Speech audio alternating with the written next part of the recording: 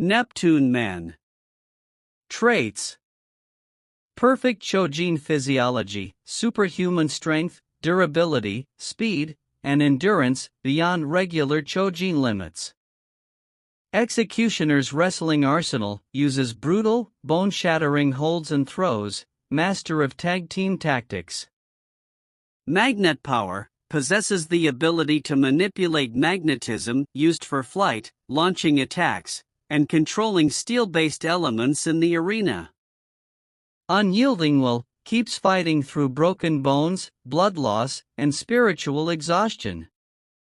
Tactical brutality: fights like a seasoned executioner, exploiting weaknesses and humiliating his opponents.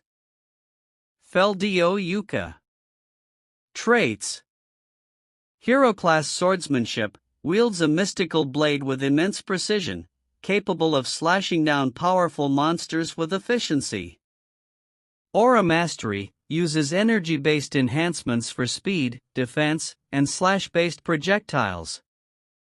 Combat reflexes: highly reactive, able to dodge spells, counters, and supernatural attacks in mid-combat. Anti-magic blade: his weapon is hinted to cut through spells or magical barriers, neutralizing magic users. Analytical mind: reads patterns mid-fight, adapts with strategic clarity, doesn't fall into taunts or psychological traps. Fight analysis. Round 1: Power and durability. Neptuneman has god-tier raw strength enough to rip Chojins apart, crush armor, and tank absurd levels of damage. Feldio has elite human-level strength, enhanced by aura. While strong enough to defeat massive beasts and demons, he's still grounded in a fantasy warrior tier, well below Neptuneman's explosive force. Advantage: Neptuneman, physicality gap is massive. Round 2: Versatility and tools. Neptuneman has magnet power, ring manipulation, and years of tag team dominance, but relies heavily on brute tactics and physical arena advantage. Feldio has speed, energy manipulation, projectile capability, and sword technique, which allows him to fight from both close and mid-range. Slight edge: Feldio.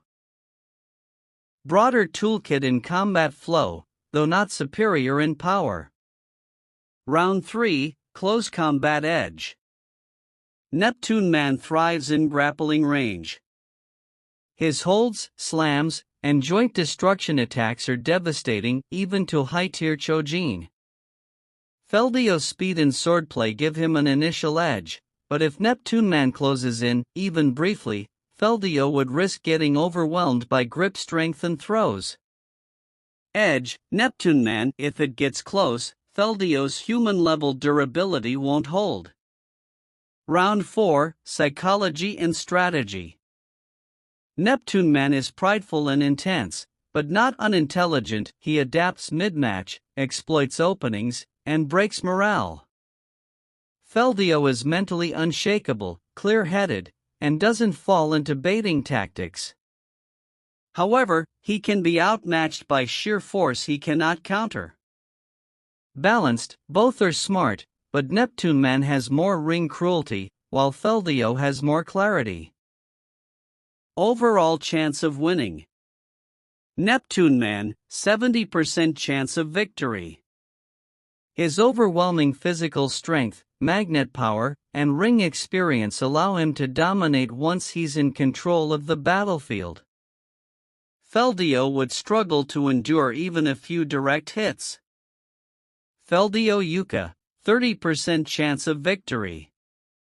His chances rely on exploiting his agility and aura techniques to hit and run, outmaneuver, and possibly sever Neptuneman's offensive rhythm.